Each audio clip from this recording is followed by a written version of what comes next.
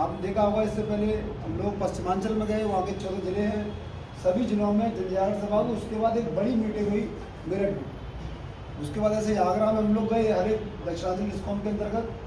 दक्षिणांचल करने के बाद 21 जिलों को फिर हमने जो एक बड़ी सभा की आगरा में। ऐसे आपने देखा होगा कि मध्यांचल में हुआ, सब जगह गए और फिर गोखले मार्ग पर सभा हुई। अब है नंबर पूर्वांचल का। तो पूर्वांचल जो है अभी हम लोग देख रहे हैं कि आप बस्ती गए, गोरखपुर, देवरिया, उसके बाद आजमगढ़, अभी सुबह गाजीपुर गए थे, अभी बनारस है, इसके बाद हम लोग ओवड़ जाएंगे, फिर मिर्जापुर और प्रयागराज, मतलब हर जगह जाएंगे। और इसके बाद 25 तारीख को एक बड़ी सभा होनी है आपके यहाँ पर वाराणसी, जो डिस्कॉम मुख्यालय। अब ये हो क्यों रहा है, क्या कारण है, ये सब आपको समझना पड़ेगा। साथ ही सभी वक्ताओं ने बताया है कि लगभग 530 दिन से हम लोग निजीकरण के विरोध में आंदोलन कर रहे हैं। और शुरुआत देखिए, आज से ठीक पहले जाइए 24 नवंबर 2024, उस समय जब प्रबंधन ने घोषणा की थी कि हम पूर्वांचल दक्षिणांचल के निजीकरण कर रहे हैं पीपीपी मॉडल के नाम पर। उस समय 25 तारीख को अभियंता संघ की बैठक बुलाई गई। उसमें चेयरमैन साहब थे, एमडी डिस्कॉम सभी एमडी थे, पंकज साहब थे एमडी पावर कॉर्पोरेशन, और सभी डायरेक्टर थे डिस्कॉम के जितने भी थे। वहाँ पर जब हम लोगों को बुलाया तो हमें लगा कि भाई जनरली चर्चा होती, मांगों पे वो चर्चा होगी, लेकिन उन्होंने दिखाया क्या, पीपीटी दिखाया कि देखिए कितना नुकसान है पूर्वांचल में, कितना दक्षिणांचल में है, कितना मध्यांचल में, सब बताया। एक एक पीपीटी घाटा कितना है, एसीएस एआरआर गैप कितना है, परिणत नुकसान कितना हो रहा है। और ये भी कहा कि सरकार अब इस नुकसान को वहन नहीं कर पाएगी। और सिंपल सरकार का कहना है कि अब रिफॉर्म ही एकमात्र विकल्प है जिसके लिए हम लोग जो है इसको करना चाह रहे हैं। फिर उसके बाद क्या हुआ कि एक एक एमडी को पूछा गया, क्या पूछा गया कि भैया सबसे पहले तो आपके एमडी थे शंभू कुमार साहब, उनको पूछा गया कि बताइए क्या हो सकता है।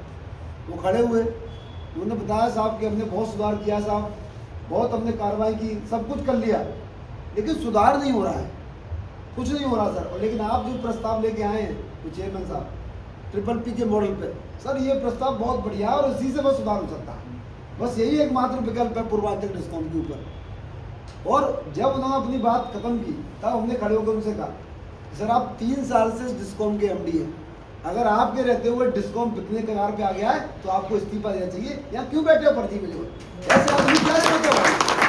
3 साल, अब तो सोच रहे 4-5 साल हो गई है इस बात को, 5 साल से कोई व्यक्ति बैठा है और उस समय 3 साल से बैठे थे, अगर सुधार नहीं हो पा रहा है तो किसकी गलती है भाई। जब एक पूरी क्लास अगर फेल हो रही है तो हेडमास्टर की जिम्मेदारी है ना।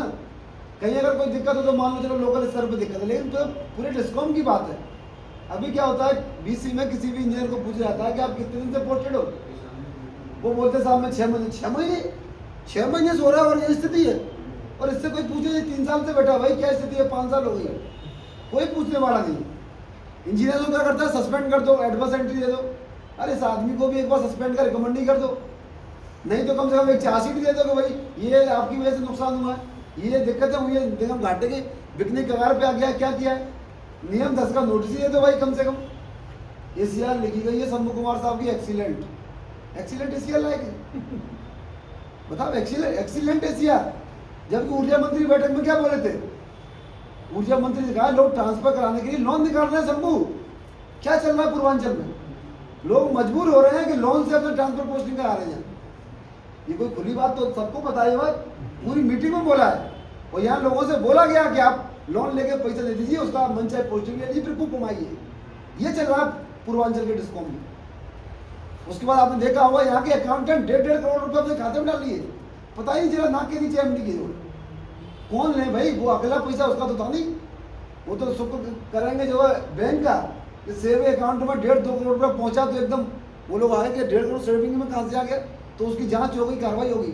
और कार्रवाई भी क्या, कुछ नहीं, किसी पे कार्रवाई हुई भाई, करोड़ों रुपया की हेरा फेरी हो रही है, तो डायरेक्टर फाइनेंस एमडी जिम्मेदार नहीं है क्या, कहाँ से किस सब हो रहा है, कोई कार्रवाई नहीं हुई, ना डायरेक्टर फाइनेंस पे कोई कार्रवाई हुई, ना एमडी पे कोई कार्रवाई हुई। तो मैं ये बता रहा हूँ आपको मीटिंग में कैसे लोग बोल रहे थे कि करके। पश्चिमांचल की एमडी थी उस समय ईसा धवन मैडम, उनसे पूछा गया तो वही बताने लगी कि नहीं सर हमने अब सुधार नहीं हो सकता साहब, और रिफॉर्म आप बिल्कुल सही बता रहे हो सर, यही एक तरीका है। पश्चिमांचल की एमडी, उनसे हमने कहा कि संघर्ष समिति का लेटर, अभियंता संघ का लेटर आपकी टेबल पर पूरे 2 महीने से रखा है, किसके लिए कि 2 मिनट दीजिए, चर्चा करें क्या सुधार होता है। लेकिन आपके पास 2 मिनट का समय नहीं है और आज कह रही है कि सुधार नहीं हो सकता, निजी का एकमात्र विकल्प है। हमने कहा आपका डिस्कॉम तो बिजली भी नहीं रहा है, बिज तो पूर्वांचल चल रहा है, आप तो पश्चिमांचल के एमडी हो। तो कहने का मतलब ये है कि सभी लोग उस मीटिंग में बोलने लगे कि हाँ पीपीपी मॉडल यही एकमात्र विकल्प है, सारे एमडी एक तरफ से, और उसमें डायरेक्टर भी बैठे थे। एक आपके पूर्वांचल डायरेक्टर था, नाम नहीं बताएंगे तो आप लोग जान जाओगे उसको। वो एकदम खड़ा हुआ, उसको पूछा भी नहीं गया, एमडी लोगों को सम्मान से पूछा जाता है एमडी साहब बताइए, उसको नहीं पूछा, किसी डायरेक्टर को पूछा ही नहीं गया। लेकिन वो नंबर बढ़ाने के चक्कर में खुद खड़ा हो गया। जब छर्रे नहीं होते, जब कारतूस जाता है तो छर्रे जरूर निकलते हैं अपने आप, जो बिना पूछे। ऐसे ही छर्रे की तरह खड़ा हुआ और बोलने लगा सर मैं 2000 की हड़ताल में साहब जेल गया था साहब, और उस समय सर लोग बहुत मेहनत करते थे, लेकिन आज के लोग सर अब सुधार नहीं कर पाएंगे सर, और जो आप लाए हो यही एकमात्र विकल्प है, आप बहुत बढ़िया योजना लाए हो पीपीपी मॉडल। वो व्यक्ति जो 30-35 साल तक इस विभाग में रहा, लखनऊ, नोएडा, गाजियाबाद, जाने कहाँ नहीं उसने घर बनाए अपने, और उसके बच्चे कहाँ विदेशों में नहीं पढ़ रहे, समझ रहे हैं। और उसके बाद उस व्यक्ति को इस विभाग ने मान दिया, सम्मान दिया, धन दौलत सब कुछ दिया, लेकिन आज वो क्या कह रहा है, सुधार नहीं हो सकता, निजी का विकल्प है। तब हमने कहा था आपको तो जो है विभाग ने आपको सब कुछ दिया और आप कह रहे हैं कि निजी का एकमात्र उद्देश्य है, तो हमने कहा आपको तो कोई मतलब नहीं कुछ कहने का। ऐसे ऐसे व्यक्ति थे वहाँ पे, और 1-2 चीफ इंजीनियर भी थे जो उनके एकदम सेलेक्टेड है, आप उसका नाम भी नहीं बताएंगे आप समझ जाएंगे, वो पूरे यूपी के हैं, मतलब मध्यांचल के हैं, कोई कहीं का है। वो व्यक्ति हैं जो हर बैठक में कहते सर मुझे कुछ कहना है, अपने आप सर मैं फलाना बोल रहा हूँ मुझे कुछ कहना है, हर मीटिंग में चेयरमैन साहब की।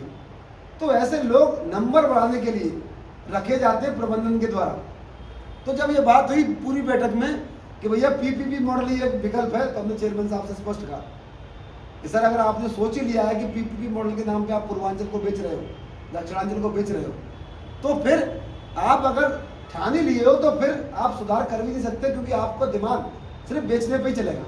और तब हमने कहा था कि मात्र आप 1 साल के लिए हमें दीजिए, आप शक्तिवन जोड़ दीजिए, हम इस पूर्वांचल को घाटे से उस समय हम लोगों ने कहा। तो चेयरमैन साहब एकदम शांत हो गए, बोले गुजर तुम भी, मतलब एफिडेविट लेके आए हो साहब, मैं लिख के दे रहा हूँ, नौकरी से इस्तीफा नहीं दूंगा, ये तो आप लिख के दीजिए। सब सन्नाटा हो गया पूरी बैठक में। हमने कहा हम लोग प्रयास कर रहे हैं, लेकिन कोई काम करने का नहीं रहा है।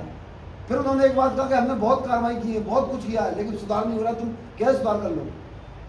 हमने कहा यही तो आपकी गलतफहमी है, ये सोचते हैं आपने कार्रवाई करने के बाद आप सोच रहे हो सुधार हो जाए। जैसे मान लीजिए कोई सेना है, युद्ध लड़ने जा रही है, हम लोग सेना है, प्रबंधन सेना नायक है। अगर सेना नायक अपनी सेना को युद्ध से पहले इतना कोड़े मार के उसको अधमरा कर दे और फिर कहे आप जाओ लड़ो जाकर युद्ध जीत के आओ, कौन जीत जाएगा भाई। हमने कहा एग्जैक्ट आप वही कर रहे हो, मनोबल गिरा के कोई सेना युद्ध नहीं जीतती। आप इनको सपोर्ट करिए, जो चाहिए आवश्यकता मैन मनी मटेरियल दीजिए, ये लोग काम करेंगे। लेकिन फिर यह हुआ कि नहीं अब यही विकल्प है, तो हम लोगों ने भी कहा ठीक है, हम लोग जितनी ताकत होगी हम निजीकरण का विरोध करेंगे।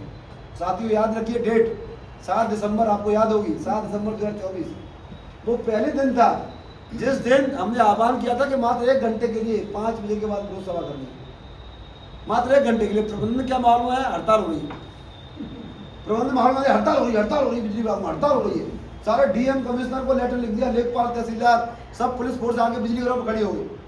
और पहली बार रैपिड एक्शन फोर्स लगाई, रैपिड एक्शन फोर्स जो दंगों को नियंत्रित करने में इस्तेमाल होती है, लट्टे मार बंद करने, उसको लगाया बिजली।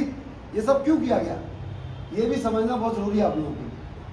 ये इसलिए क्योंकि ऊपर प्रबंधन ने क्या रखा था कि कहीं ना कहीं सब लोग पीपीपी मॉडल से बहुत खुश हैं, कोई विरोध नहीं करेगा। सब जो पुराने लोग हम सोच रहे हैं आकर्षक बीआरएस के नाम पर खुश हैं, नए लोग इस बात से खुश है कि टाटा में बहुत अच्छी तनख्वाहें, स्क्रीनशॉट लोग शेयर कर रहे हैं कि टाटा में ए को मिल रही है 2 लाख रुपया, एक्शन को मिल रही है 4 लाख रुपया, सब इसी बात में खुश है जो है। तो कोई विरोध नहीं करेगा, सब ठीक चल रहा है। और नीचे क्या था, नीचे उनको पता था कि लोग विरोध करेंगे, तो उन्होंने क्या रखा था, लेखपाल फोटो खींचो, जो करना है सस्पेंड करो, कार्रवाई करनी करो, क्रश कर दो एकदम, बस आवाज नहीं निकलनी चाहिए इंकलाब जिंदाबाद वाली। जैसे अंग्रेज नहीं होते, जो कोई इंकलाब बोले पढ़े गाड़ी डाल लो, बस उसी तरीका से कोई बोले ट्रांसफर कर दो सबसे पहले। तो वही तो सब हुआ है।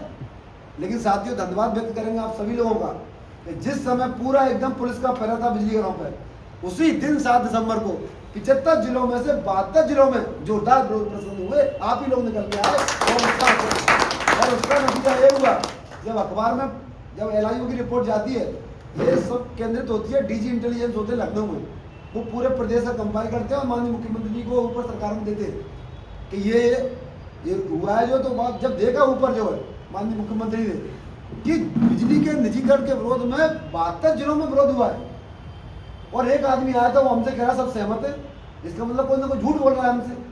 और उसके बाद जब लगातार विरोध सभा होने लगी तो फिर एकदम क्लियर हो गया कि बिजली के लोग सहमत नहीं है, विरोध में है निजीकरण। साथियों याद रखिए, आप अगर उस समय विरोध नहीं करते तो जो प्रबंधन ने कहा था वो ठीक था कि आप सहमत हैं, क्योंकि अगर अन्याय और अत्याचार का अगर आप विरोध नहीं करेंगे तो ऊपर के लोग समझते हैं कि आप उससे सहमत हैं। जैसे जनरल सी बात है, अगर बच्चा रोएगा नहीं तो माँ को लगेगा ये भूखा नहीं है अभी, जब ये रोएगा तब दूध पिलाएंगे। तो वही स्थिति थी, आप लोग जब लड़े उसके बाद जो बिजली पंचायतें, महापंचायतें, रैली, बाइक रैली, अनशन, मतलब हर चीजें हुई और सब लोगों को ज्ञापन दिया सांसदों विधायकों को। और पहली बार आपने देखा होगा कि विधानसभा में 100 से ज्यादा विधायकों ने आपके समर्थन में बोला। ये सब हम लोगों की गोलबंदी थी। हमारे साथ आगरा की रैली में देखा हो बड़ी संख्या में किसान जुड़े, हमारे साथ उपभोक्ता जुड़े, और ये पहली बार आंदोलन में एक जन आंदोलन था। और 9 अप्रैल की विशाल रैली अपने आप में ऐतिहासिक है। इससे पहले मैं ही बनारस में आया था, आपको याद होगा, हमने कहा 9 अप्रैल को आप लखनऊ आइए, लखनऊ रैली नहीं रैला होगा, याद होगा आपको। और साथ ही देखिए कितनी बड़ी रैली हुई 9 अप्रैल को, और 9 अप्रैल की रैली का ही परिणाम है कि प्रबंधन और सरकार और जो खरीदार, आपको याद होगा प्रबंधन जब 9 अप्रैल की रैली हो रही थी तो उससे पहले 8 अप्रैल आता है। 8 अप्रैल को हम फील्ड हॉस्टल में थे, पूरा घेर लिया चारों तरफ से फील्ड हॉस्टल, बड़े बड़े बैरिकेडिंग लगा दिए थे। और जब हजरतगंज पुलिस आई हमारे पास, बोली ये नोटिस है, धारा 144 का उल्लंघन है और आपको रैली की अनुमति नहीं है, अगर आप जो है रैली करोगे कल तो आपको गिरफ्तार कर लिया जाएगा। हमने कहा ये हमारे विभाग की बात है, हमारे जीवन मरण की बात है, आपको गिरफ्तार करना हो तो अभी कर लीजिए, कल रैली तो होके रहेगी, रैली नहीं रुकेगी। ये 8 तारीख की बात कर रहा है। 8 तारीख को जब घेर लिया था फील्ड हॉस्टल, लेकिन 9 तारीख को जब आप बड़ी संख्या में आए तो क्या फील्ड हॉस्टल, क्या ददन जहार चौराया, क्या सिकंदराबाद चौराया, क्या शक्ति भवन, क्या हजरतगंज, सब जगह कर्मचारी दिखाई दे रहा था। इतनी बड़ी विशाल संख्या, जो वहाँ पर पत्रकार थे, बड़े बड़े पत्रकार, उन्होंने कहा साहब इतनी बड़ी रैली राजधानी में, उत्तर प्रदेश छोड़िए देश की किसी राजधानी में इतनी बड़ी संख्या में कर्मचारी निकले, इसलिए आप लोग निकले। और कब निकले? जब डर रहे थे सब लोग छुप रहे थे, चेहरे ना दिख जाए, लोग डर रहे थे मेरा ट्रांसफर ना हो जाए, लोग डर रहे थे कार्रवाई ना हो जाए। लेकिन जब हम लोग गए, लोगों के बीच में झंझावात हुआ, लोगों को समझाया कि अगर निजीकरण हो गया तो आप वैसे ही कार्रवाई होगी, आप वैसे ही टर्मिनेट हो गए, क्योंकि प्राइवेट कंपनी कभी निकाल देगी आपको, उसके लिए चार्जशीट थोड़ी मिलेगी, वो ट्रांसफर थोड़ी करेगी आपका, तो सीधे बाहर निकालेगी। लोगों को समझ में आया, रैली हुई, और रैली का परिणाम क्या हुआ? 12 अप्रैल को ताज होटल में एक बैठक हुई लखनऊ में। कौन थे लोग ताज होटल में? चीफ सेक्रेटरी साहब मनोज कुमार सिंह, उनकी अध्यक्षता में टाटा, टोरेंट, अडानी, गोयनका, ये सब लोग आए। ये क्यों आए थे? कि साहब आपने तो कहा था कि आंदोलन नहीं होगा, ये सब लोग सहमत है, उनसे भी वही कहा गया। और ये तो सर हजारों की संख्या में सड़कों पर उतर आए, क्योंकि प्राइवेट कंपनी कोई भी हो, उसको 2 चीज आवश्यक है, उन्हें मिलना चाहिए। पहला, औद्योगिक अशांति नहीं होनी चाहिए क्षेत्र में जहां वो जा रहे हैं, और दूसरा, जो वहां के लोग हैं वही लोग उसके लिए काम करें, क्योंकि कम से कम उसको 1 साल चाहिए होती है। तब चीफ सेक्रेटरी साहब ने कहा आप चिंता मत करिए, मैंने व्यवस्था कर दी है कि ये पूर्वांचल दक्षिणांचल के लोग आपके लिए काम करेंगे 1 साल के लिए। RFP में लिखा गया था कि 1 साल के लिए आप सिर्फ प्राइवेट के लिए काम करोगे, जबरदस्ती करोगे, आपको करना ही है, कंपलसरी था। और 25% करके आप अन्य डिस्कॉमों में जाएंगे, ये व्यवस्था थी। सोचिए आखिरी व्यक्ति होता है 5 साल बाद जाता, और जब तक का मध्यांचल और पश्चिमांचल आपका इंतजार कर रहा होता। ये निजीकरण जो था वो पूरे प्रदेश का था, सिर्फ 2 डिस्कॉम का नहीं था। अगर हम पूर्वांचल और दक्षिणांचल को नहीं रोक पाते तो 3 महीने के अंदर मध्यांचल और पश्चिमांचल का भी टेंडर हो गया होता, पूरे उत्तर प्रदेश का टेंडर हो गया होता। आपने सिर्फ पूर्वांचल दक्षिणांचल को नहीं बचाया है, बल्कि मध्यांचल और पश्चिमांचल को भी बचाया है, जो भविष्य में उसका होने वाला था। इसलिए साथियों, आप जब मजबूती टिके तो कॉर्पोरेट में भी कहीं ना कहीं जो खरीदार थे उनमें भी भय का माहौल था। उससे पहले टाटा के बयान आप देखिए, हम तैयार है, हार्ट बीटिंग करेंगे, लाट टपोरी टाटा की ओर, और वो तो बनारस के आगे कहीं एक उसने वो भी खोल लिया है कार्यालय अपना कहीं, टाटा के लोग यहाँ घूम रहे थे बनारस में मुख्यालय के आसपास कि कोई लोग मिल जाए, किसी संगठन के लोग मिल जाए तोड़ने में, वो सब तैयारी हो गई थी उनकी। और यहाँ सर्वे भी कर रहे थे, आप लोग जानते होंगे, सर्वे कर रहे थे लाइनें कैसी हैं, क्या है क्या नहीं है। और वो तो छोड़िए, जो उड़ीसा में टाटा पावर है ना, वहाँ के लोग इंटरव्यू वो ज्वाइनिंग लेटर लेके यहाँ पोस्टिंग हो गई थी उनकी। किसके लिए? जैसे बिहार के जो लोग थे वहाँ पे जो उड़ीसा में काम कर रहे थे, उत्तर प्रदेश के लोग जो उड़ीसा में काम कर रहे टाटा के लिए, उन्होंने पैसा दे दे के पोस्टिंग कराई अपनी कि सर मुझे घर के पास नौकरी मिल जाएगी, तो वो लोग यहाँ पे सब आ गए। जो सोचिए कितनी बड़े स्तर की तैयारी थी। सरकार आपके खिलाफ थी, प्रबंधन आपके खिलाफ था, प्रशासन आपके खिलाफ था, सब लोग आपके खिलाफ थे, लेकिन आप लोग अपने विभाग के लिए खड़े हुए। बस आपकी वजह से विभाग बचा और कोई नहीं चाह रहा था विभाग बचे। प्रबंधन के हाथ देख रहे खिसियाट, वो किसके लिए? वो इसीलिए कि आप लोग लड़ रहे हो अभी तक, क्योंकि पूर्व के जो चेयरमैन थे उन्होंने कहा था कि हमने क्रश कर दिया संगठनों को, उन्होंने धोखा दिया जो ऊर्जा मंत्री थे। उसके बाद उनको लगा कि क्रश हो गए सब, कोई खड़ा नहीं हुआ, कोई नहीं बोलेगा, आप आराम से निकल करिए। लेकिन वो लोग भूल गए, जब यहाँ के बिजली विभाग के शेर घायल होते तो दुगनी ताकत से वार करते। उन्हें लगा कि हम लोग डरा देंगे, लेकिन डरा नहीं पाएंगे। और आज विभाग जो पूर्वांचल जो बोर्ड बदलने में देरी नहीं थी, प्रयागराज महाकुंभ से पहले सारी तैयारी हो गई थी इसको हैंडओवर करने का। पहले याद करिए, पहले कंसल्टेंट नहीं आ रहा था, पहले डायरेक्ट निजीकरण हो रहा था बिना कंसल्टेंट का। कंसल्टेंट तो बाद में आए, आप लोग खड़े हुए तब। तो साथियों, अभी तक ये बोर्ड जो देख रहे हो ना पूर्वांचल, ये बदल के टाटा होने में देर नहीं थी। आप जैसे लोग, जो लोग मेहनत से लड़े और खड़े हुए, उनकी वजह से आज सब लोग नौकरी कर रहे हैं पूर्वांचल में। आप सभी का धन्यवाद व्यक्त करना चाहिए पूरे प्रदेश कर्मचारियों का, जिनके हिस्से की आप लड़ाई लड़े और इसकी वजह से पूर्वांचल बचा, आप लोगों की वजह से बचा। कुछ लोग तो आज भी डर रहे हैं, लेकिन डरने से कुछ होता नहीं है। डरने से बस यही होता है कि आज चंडीगढ़ देख लीजिए, चंडीगढ़ के लोग लड़े, लेकिन आज भी कुछ सुनने वाला नहीं है। समझौता सब भूल गए, कोई समझौता नहीं है। कहते जाइए बात करिए गोयनका से, गोयनका कहते जाइए सरकार से बात करिए, आज वो पेंडुलम बन गए।